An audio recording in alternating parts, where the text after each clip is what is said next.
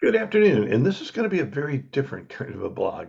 I just gave a presentation to some St. Louis area teachers, and I'm about to give you highlights from that presentation. I'm going to be in the blog entry itself. I'm going to give you a link to a folder with the two PDFs from this presentation so that you can have all the links that you're about to see. And let's get right at it and see what I had to say about the reading. So, the sciences of reading, a centrist perspective, okay? And of course, I thanked them for coming, gave them some of my own background, asked them to share their background and what they did and buildings they were at. So, and I gave them my information. By the way, this information's there for you as well.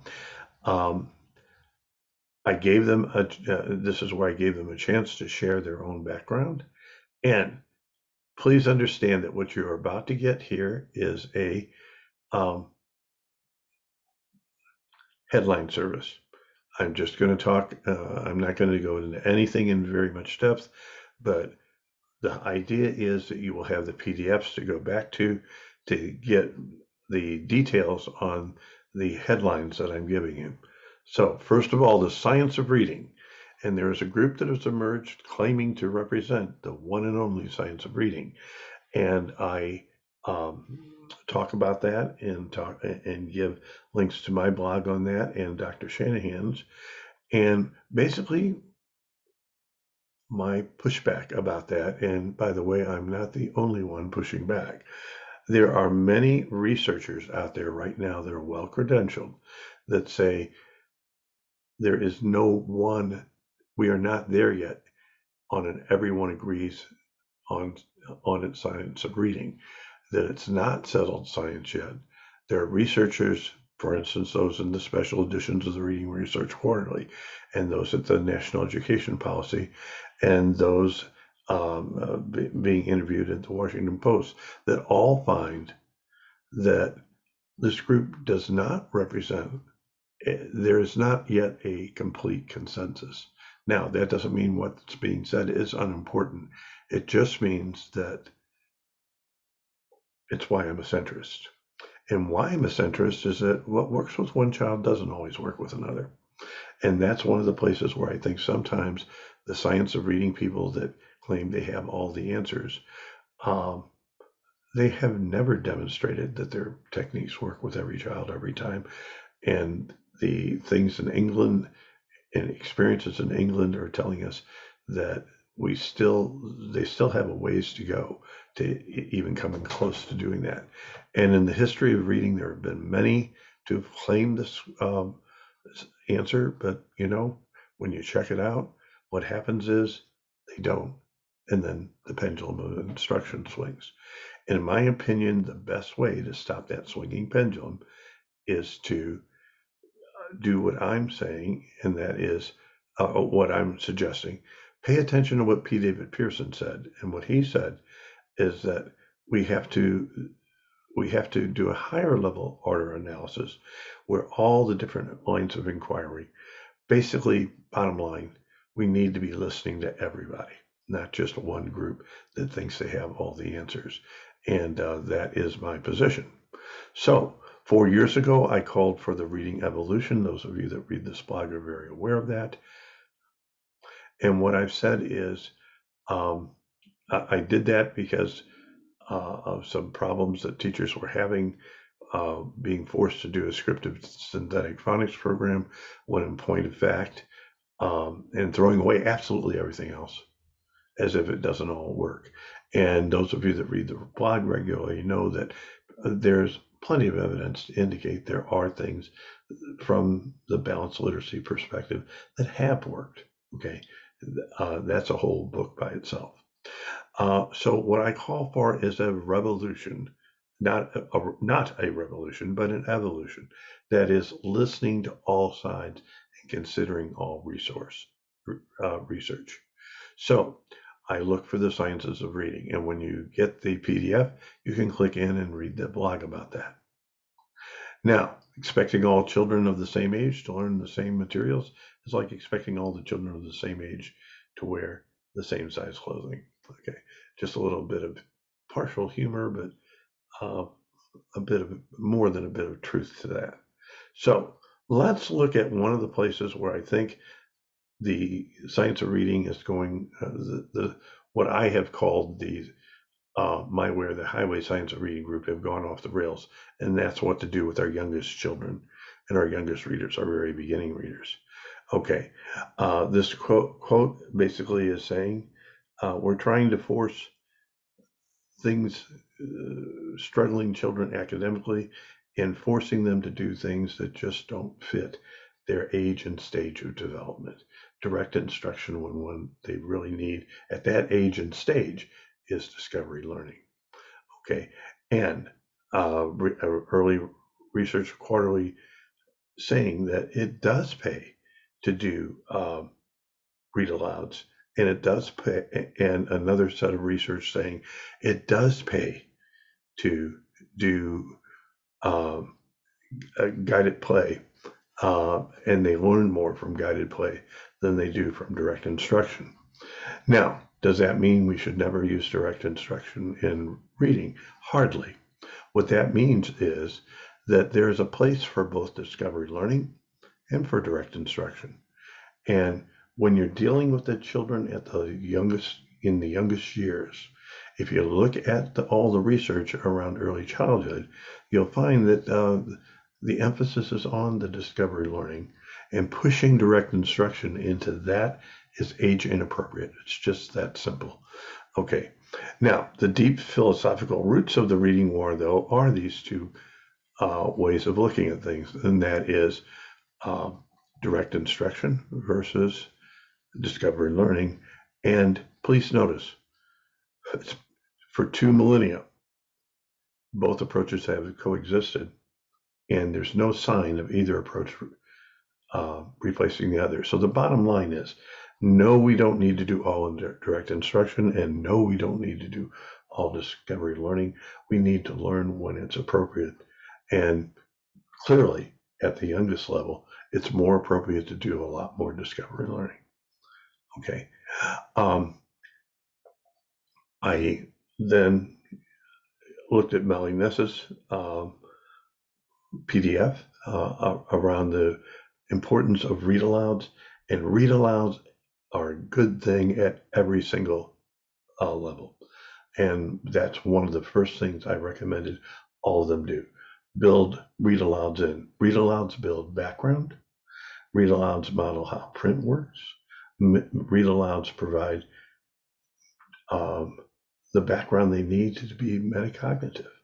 Okay, so including read-alouds is an excellent point. Okay, when I studied the reading wars, and my dissertation in 2004 was all about that version of the reading wars, I found there were a significant number of teachers who said phonics wasn't necessary. Today, those kinds of folks are few and far between. Let's recognize that one of the things, we don't agree on everything, but one of the things I think virtually everybody agrees on is that phonics is necessary. Okay, necessary but not sufficient. Okay, so teaching and learning about phonics and doing phonics is necessary but not sufficient. And I think our new issues are what kind of phonics, and I think there's a place for all the different forms of phonics, and how much is enough. By the way, having said that about all different forms of phonics, if I were making recommendations to a district, I'd suggest that they start with a strong synthetic phonics program, but they have other programs and teachers ready to use other methods when those fail to work. Okay, and they do. And there is new research just coming out of Australia to say that the SSPs there have not worked for every child, and yet in Australia they are still insisting on doing more SSP synthetic phonics rather than doing other things for those children where a year or two or sometimes 3 of SSP hasn't worked for that particular child. So we have to recognize it doesn't work for everyone. Check out Australia and you'll see that it doesn't. All right, what should teachers know about decoding? And that's where I went into. Here is a great resource, Phonics Faux Pas by Duke and Mesmer. And I recommend to everyone download this and exactly what they say here. Here are things to do's and not to do's with your phonics program. A lot of good advice. Okay, and my suggestion for doing professional development around phonics would be to use Mesmer's book. And I actually had the honor of doing the webinar, being the host of the webinar for her. And I wrote a blog around that. And all these different resources are there, including the Phonics Faux Pas, the 2 books by Mesmer, and a book on fluency by Rosinski. So these are all books I recommend everybody have. And you need to train yourself in phonics. Can't do that in a 1-hour presentation, actually a 40-minute presentation. But I can point out the need to go back and get the training. Now, are there other forms of training like OG or other things? Yes, there are. But I have a problem with the fact that some groups are now mandating this over all else. Nothing else can be used except this. And the Moses Letter Program, or OG. And there have been pushbacks from places like Texas where they're saying, wait a minute, we have teachers in Texas complaining they're being required to do up to 120 hours of their own time without pay to get. I would recommend a district, rather than going down that road, instead go down their own professional development road using materials. It will accomplish the same thing. And Mesmer has gotten excellent results with the things that she does. Okay, so I then did a demonstration of Elkanon boxes, and most folks reading the blog would be aware of what this is all about. So basically, I showed them how to push the sounds, how to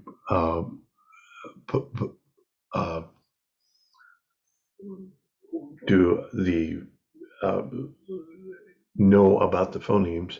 And a very good question arose during the whole presentation. Well, how do you know whether to do k and as k a n or k and? And the answer is, in the program that you're following, the phonemes that you want them to learn will be designated. And so when it's letter by letter sounding, it's a very, very, very, very early stage. Normally you move quickly into looking at it by phonemes.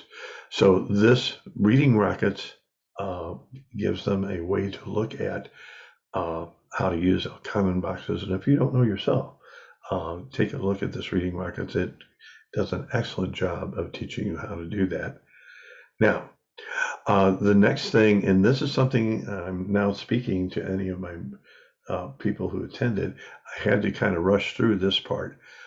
Rosinski has word ladders. I did not get a chance to demonstrate them, but I would strongly suggest that anybody looking at this take a look at his latest Zoom, where he actually does a word ladder around Earth Day. Excellent thing.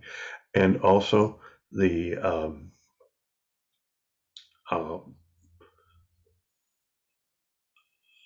his work around teaching folks about prefixes, suffixes, roots. Okay, and these are both things that are excellent for all children, but especially for that older child in doing that. Okay, so, and of course, this mega book of fluency.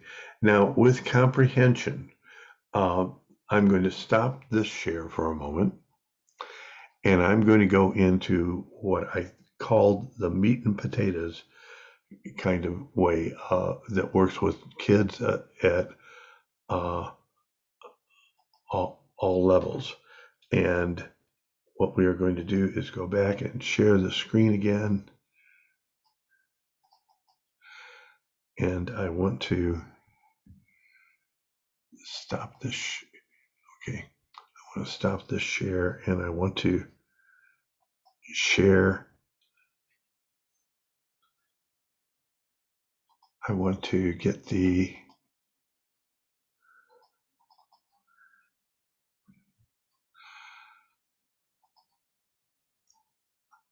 and thank you for being patient here for a moment while I get using language experience up for you to see. And now I can go back to the share where you can see that. And I did this as a separate PowerPoint. And here we go. Come on, please share now. Okay. And we're going to share the screen again and look at that PowerPoint. Okay. So very quickly, I talked to them about language experience.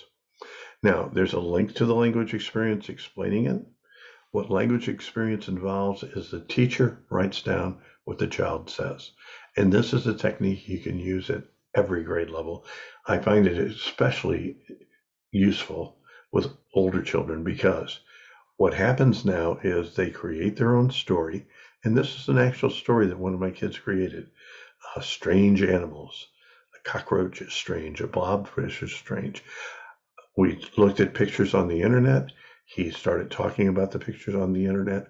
We created this pamphlet based on that. I then asked my folks to look at these pictures or pictures out of their head and create their own language experience story.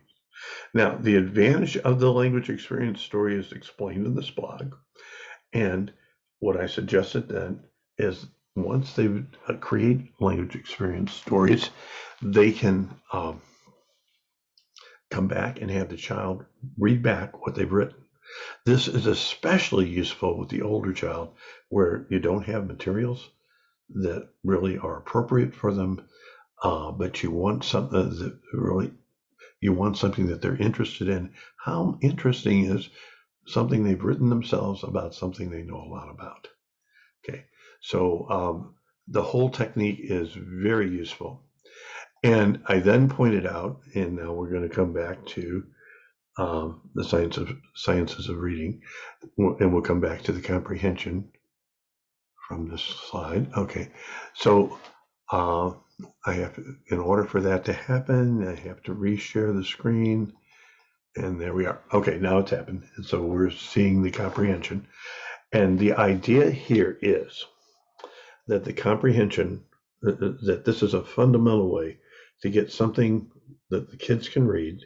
You can then go back and take those same words from the stories they've created and back teach them, and that is a trick that a lot of teachers are using all around. And that is you learn your sight word. You go back, you know these words by sight for various reasons. Now you go back and learn the sounds of those words. Like if can is a sight word for you, you go back and do k and can, and you learn the sounds. Now, again, that would require teachers that don't have that kind of phonics background to study something like Mesmer's book, and that would also require them to have some form of a program that has phonemes in a sequence of teaching those phonemes within them. Okay. Now, we are trying to get this. Oh, here we go. Now we are into teaching reading is much more than decoding words. And this is from Duke. And please do download this. This is something she did at the ILA convention a couple of years ago. She shared this particular handout. And look at what it takes to do the state test. Look at all the things it takes us to do. And it includes word reading strategies, it includes decoding, but it also includes comprehension strategies, inferential comprehension. These are on the state test, folks. So you have to look at your program and ask yourself, are you allowing enough time in your program to include both decoding work and comprehension work? Okay, and teaching I'm well aware that Willingham said we can do a lot less teaching with comprehension. And some folks have interpreted that to mean not, and I said that I misspoke there, not teaching comprehension strategies, not spending as much time doing it. Now, let's be clear. Willingham didn't say not to do them. He said to spend less time. And I, among other people, have written pushback to that, saying, wait a minute, look at the research by folks like Duke and Pearson and others that show that teaching comprehension strategies using gradual release has major impacts on reading scores. And in my blog entry and others, I'm simply saying I don't think he addressed all that research around from Duke and the rest adequately. And I don't think that we should, first of all, I don't think anyone, including Willingham, thinks that we should abandon teaching strategies. But more importantly, can we really teach strategies the way they need to be taught in order to do well on the kind of testing we're doing on the state test, reducing the time as much as he says to do? That's a question that I think is well worth exploring. Okay, so one of the things I did is a demonstration of a show, don't tell paragraph, where you have the kids, good writers, show rather than tell. The boy walked in the door. He had to duck his head. Well, what has the author shown us from that? What he's shown us is that that person must be pretty tall to have to duck his head. And so learning to write show, don't tell paragraphs is a good first step toward getting them to notice the kind of clues that writers are using when they have them read between the lines, and is something that I think needs to be done if they're going to do the state tests as the way that we're hoping that they will. So that all said, we did the language experience. Okay, and I talked about why the pendulum keeps swinging and thank them. So bottom line here is, I'm trying to get on the thank you. They had to send their evaluation off. This was headline highlights, but there are a lot of things to go back and look at within the two PDFs. Please do go back and look at all the information around how Duke's ideas, around the Mesmer's ideas, and how to teach reading, and most especially the ideas of researchers that are saying that the current brand of my way or the highway science of reading is too narrow in its scope, too narrow in its definitions, too narrow in its research. And let's look at what the main researchers are saying is that we aren't there yet. Now, that doesn't mean that we reject everything that's going on. Quite the contrary. Actually, it's a very good thing that it's going on. We do need to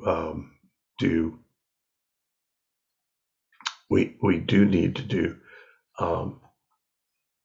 phonics, but we also need to do comprehension strategies. Okay, gosh, the center. And we are not by any means settled science yet. And we need to look at what these different researchers, they're saying. It's not settled, but there are some important things we're learning. The bottom line of the reading evolution is this. If we are going to have a reading evolution, it's going to mean that all sides are going to have to concede the point that their particular method helps some, but not all. That there are times when you have to use things other than the method that you totally think is the best and only. And you have to consider and become cognizant in how to do the others. I think that is the potential solution for the swinging pendulum and for the reading wars. And that is what I had to say to beginning teachers, giving them some background on what the whole science of reading business is all about, that I believe in an evolution for that science of reading, and that, as a matter of fact, I view it more as the sciences of reading. That all said, I'm going to stop the share, and so please, whoops, and that is my timer telling me my time's done. Isn't that perfect? Okay, and excuse my tooth. I had a major tooth thing, and that's just the way it is. And teachers teach through stuff like that, so I wasn't going to skip doing this just because I had a bit of an oral surgery thing happening. Okay, so all that said, I'll see you next week, and please do take a look at the many citations and many pieces of information from all sides. And until next time, happy reading and happy writing. Bye.